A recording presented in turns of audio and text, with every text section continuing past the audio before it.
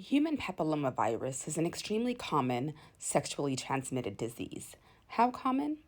So common that the Centers for Disease Control estimate that every sexually active, non-vaccinated person will contract the disease at least once in their lifetime.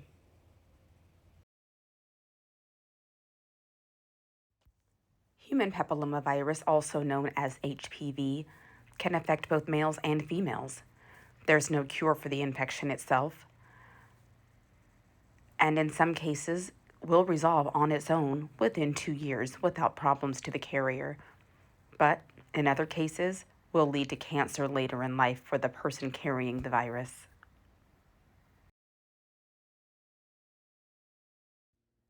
From 1974 to 1976, virologists analyzed the possible role of HPV in cervical cancer. They isolated HPV strains in cervical cancer smears, which led to the theory that human papillomavirus is a causal agent of cervical cancer. HPV was also found to cause other cancers, such as anal, vulval, and oral during this time period.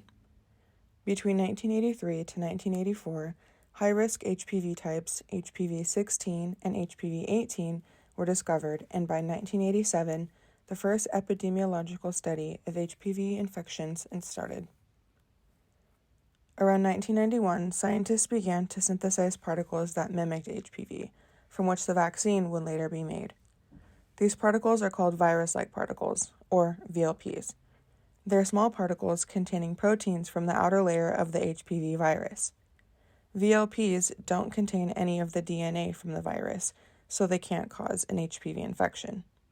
By 2001, initial reports of the safety and immunogenicity of VLP vaccines were made. Introducing VLPs into the body via injections stimulates the body to create antibodies needed to fight it and clear it from the body. This method of vaccination is highly effective, as VLPs cause high levels of antibody production. In 2006, after extensive clinical trials, which found the vaccine to be almost 100% effective against HPV 16 and 18, the vaccine was approved for use by Australia and in the United States of America. And by 2007, the vaccine was approved in 80 countries.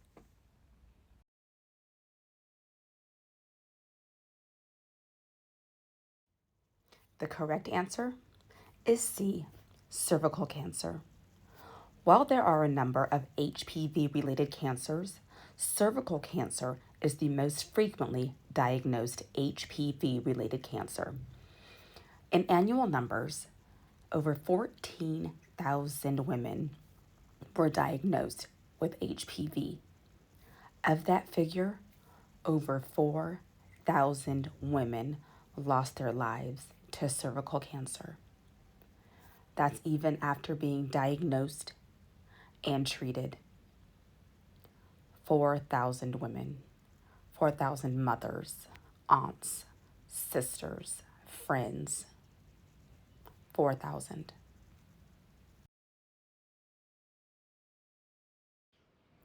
As previously stated, the FDA approved Gardasil, the first vaccine against HPV, in 2006. Cervarix came 3 years later in 2009, with now 2 mainstream HPV vaccines approved for use in the United States. Healthcare professionals recommend HPV vaccination for preteens ages 11 and 12 through young adults age 26 if not already vaccinated. Vaccination is not recommended for adults over the age of 27. Of course, with all other medical conditions, specific situations can be discussed with your individual healthcare provider.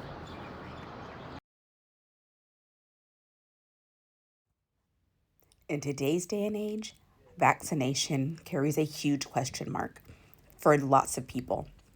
With the HPV vaccine and the recommendation for young people, parents will have lots of questions. Does it work? Is it safe? How does it work? How will I know? Is it safe for my child? How do I know I'm making the right decision?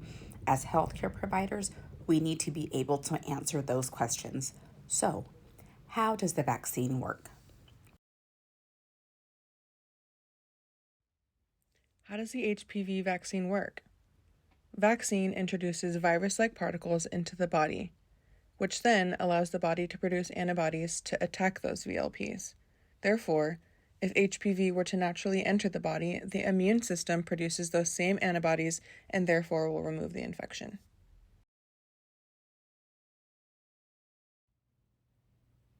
So now you know about HPV, and now you know about the HPV vaccine.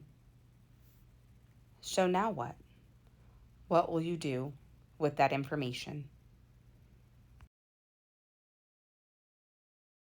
The National Cancer Institute released a study in 2021 to show the benefits of the human papillomavirus vaccine and its effectiveness against anogenital warts, an HPV-related condition.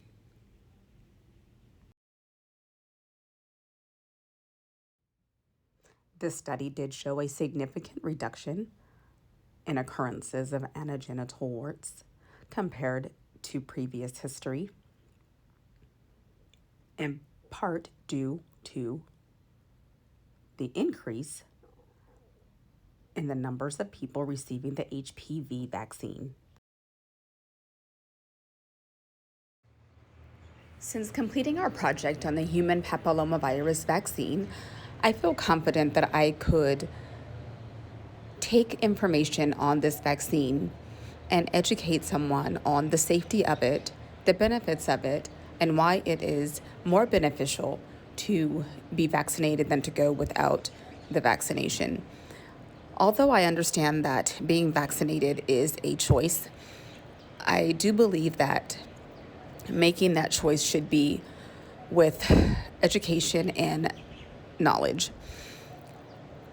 I have the opinion that oftentimes people go without vaccination based on the opinions and the information that they receive from family members and friends and the media. Unfortunately, that information is not always sound and solid.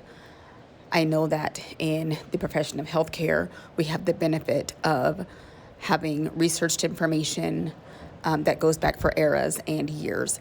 So I know that we have information that is grounded in medical science. So I feel comfortable that I could take this information that I know is relevant and accurate and pass it on to a patient and allow them to make an educated decision that could affect them for a lifetime. There are several things that I learned about HPV vaccines that can be applied to the future. One is that large-scale vaccinations can protect not only the vaccinated but the unvaccinated.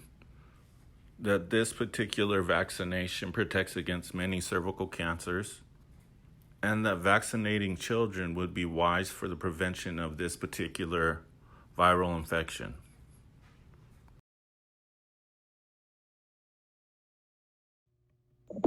As a healthcare professional with a knowledge and understanding of HPV and how the vaccination against it works, I feel confident in my ability to educate patients on the disease, the vaccine, and why they should be vaccinated against HPV. I feel capable of delivering information to them that they may not have known before about HPV and the vaccination.